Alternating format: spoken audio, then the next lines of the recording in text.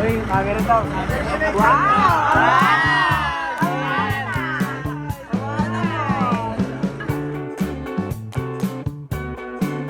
Guys, may chika ako! Alam nyo ba na pagkatapos ng performance nila, dinala ni Fiang si JM sa Manix house? Uy, camera to. Wow! Yup, yung lugar kung saan nagsimula si Fiang bilang influencer bago pa siya sumikat. Ang mga fans?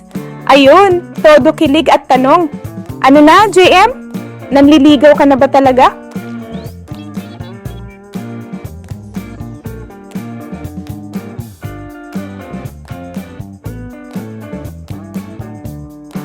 Tapos, super sweet kasi pinakilala pa ni Fiang si JM kay Sir Manix, yung manager niya, at sa mga dati niyang friends sa Manix house.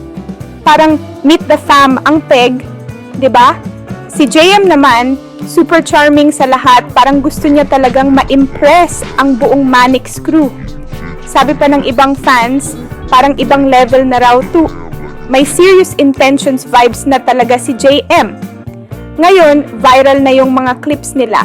Ang daming comments na puro Team JM at Fiang na kami forever, pati yung mga Manix house peeps, parang all-out support na rin sa kanila. Kung ganito, lagi ang ganap, ano pa bang hihintayin natin? Kilig overload.